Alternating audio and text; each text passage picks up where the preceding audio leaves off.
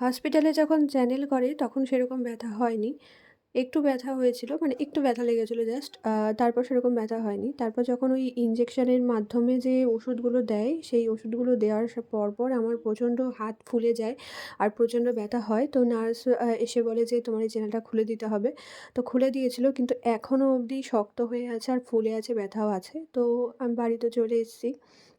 আর এখানে ঋষুবাবু ঘুমাচ্ছে আর আমি একটু ঘরটাকে ভালো করে গুছিয়ে নিয়েছি। যেহেতু আরও একজন এড হয়েছে, তার জামাকাপড় এড হয়েছে। তো সেইজন্য জামাকাপড়, তার জিনিস সমস্ত কিছু গুছিয়ে নিয়েছি পরিষ্কার পরিচ্ছন্ন করে।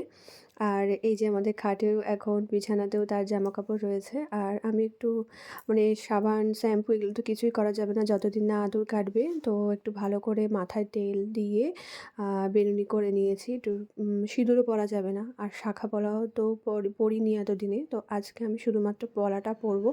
সমস্ত কিছু খুলে রেখে দিয়ে গেছিলাম। মানে যা ছিল আংটি, নাকেরটা আমি হসপিটালেই পরে নিয়েছিলাম ডেলিভারির পরপর। তো এখন আমি শুধু পলাটা পরে নিলাম। সিঁদুর পরছি না তো হাতটা ফাঁকা, ফাঁকা লাগছে, কেমন লাগছে না? তো সেইজন্য। তো এখানে এই যে এইটা পুতুর জন্য কেনা হয়েছিল। মানে আমার জায়ের মেয়ের জন্য কেনা হয়েছিল। তো ও তো এটার মধ্যে শোয়নি।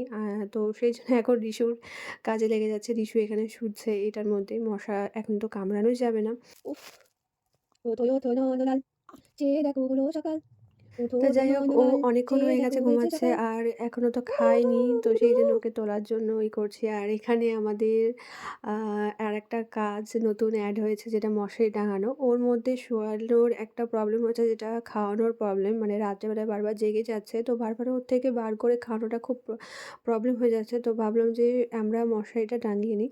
আর সকাল হয়ে গেছে। সকালবেলায় বাবা ছেলের আজকে ১ম সকাল। আর সেইজন্য এটা ক্যামেরাবন্দি করে রাখছি। এটা স্মৃতি হয়ে থাকুক। তো কেমন লাগলো আমার ব্লগটা অবশ্যই কমেন্ট করে জানিও। দেখা হচ্ছে তোমাদের সাথে নেক্সট ব্লগে। বাই।